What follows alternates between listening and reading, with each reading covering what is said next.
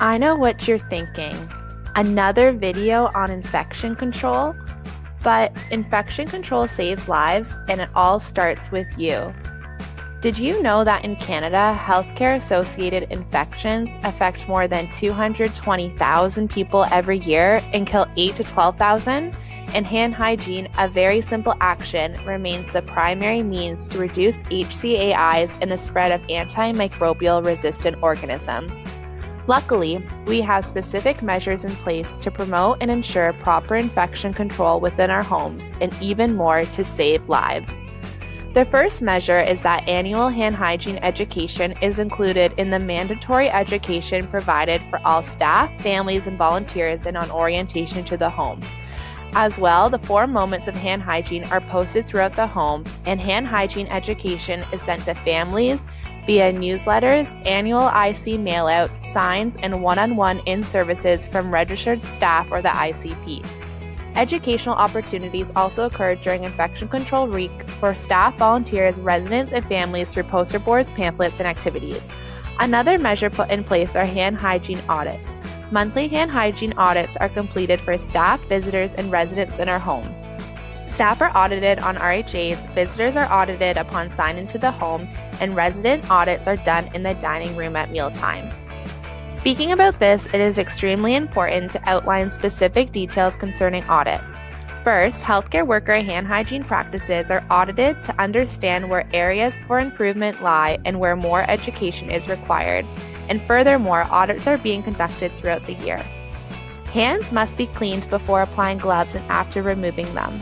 Gloves are not a substitute for hand hygiene, only an additional measure. They do not provide complete protection. Another infection control measure in place for our homes is that we do not sterilize medical equipment.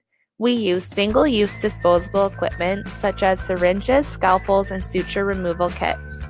To add to, we disinfect our resident equipment after each use, such as stethoscopes, blood pressure cuffs, O2 monitors, basins, suction machines, isolation carts, treatment carts, and medication carts.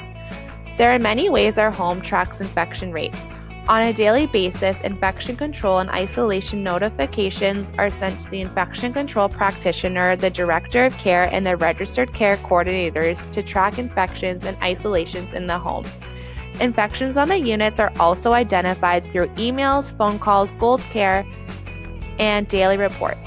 Lastly, the pharmacy and lab send monthly reports to the ICP indicating all residents who are taking antibiotics and results of specimens sent. The lab sends daily specimen results to the RHA. The ICP uses this information to prepare monthly reports.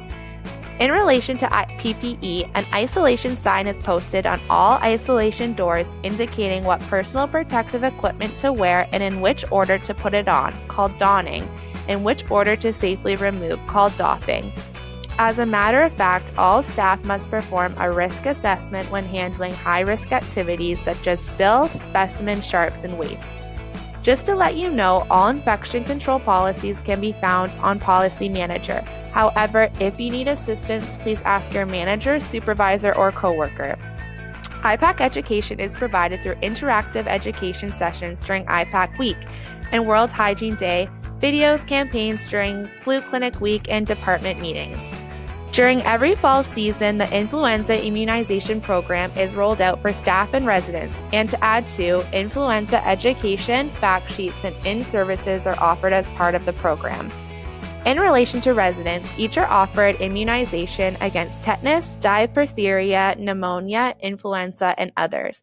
Resident immunizations are tracked in resident charts and on RHA spreadsheets on the nursing drive.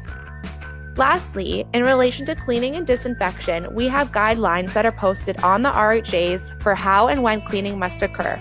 As well, all residents have their own personal supplies, for example, nail clippers. Tub rooms are free of personal items and disinfected after each use, as well as resident care basins are disinfected after each use. Thank you for taking the time to watch this educational video and learn about the different life-saving infection control measures that are put in place in our homes. And remember, infection control saves lives, and it all starts with you.